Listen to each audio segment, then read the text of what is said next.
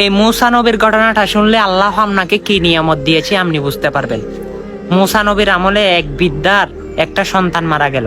তখন বৃদ্ধা কাঁদতে লাগলো। তখন মূসা কালিমুল্লাহ বলতে লাগলো, আপনি কান্না করতেছেন কেন? তখন ও বৃদ্ধা বলে, আমার সন্তান মারা গিয়েছে, আমার সন্তানের বয়স 350 বছর। তখন মূসা কালিমুল্লাহ বলে, তোমার সন্তান 350 বছর বেঁচে ছিল, তারপরেও তুমি কান্না করতেছ? তুমি কি জানো এমন একজন নবী আসবে, এমন একদিন পয়গাম্বার আসবে, হযরত মুহাম্মদ মুস্তাফা সাল্লাল্লাহু আলাইহি সাল্লাম, তার উম্মতরা বাঁচবে মাত্র 60 থেকে 70 বছর, বেশি বেশি 100 বছর। তখন ওই বিদ্যা জিজ্ঞাসা করে, এই মূসা, ওদের আমল কি হবে, ওদের নেকি কেমন করে কামাবে?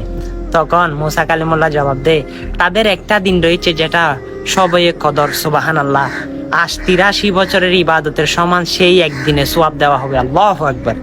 দেখেন, অবশ্যই আমার আল্লাহ আপনাকে কি নিয়ামত দিয়েছে শুধু আমার নবীর উম্মত হওয়ার জন্য। হ্যাঁ, 10টা পৃথিবীর সমান একটি জান্নাত আপনার জন্য রেখেছেন। এই সুসংবাদগুলো তো অবশ্যই ছড়াবেন না মানুষের কাছে, কারণ আপনার থেকে ইমানও নাই আমার মনে হয়। কারণ ইমান যাদের মধ্যে আছে তারা ইসলামিক বার্তাগুলো মানুষের ঘরে ঘরে পৌঁছে দেয়। আপনিও সেটা করবেন, ঘরে ঘরে সকল মানুষের বাসায় বাসায় পৌঁছে দিবেন। কারণ আমার নবী আপনাকে রাখিয়ে গিয়েছে, আমার নবী আপনাকে দেখাশোনার জন্য দায়িত্ব দিয়েছে, রিসালাতের বার্তাগুলো মানুষের কাছে পৌঁছে দেওয়ার জন্য আপনাকে বলেছে। আপনি তাই করবেন, সে নবীর শাফায়াত হাসরে পাবেন।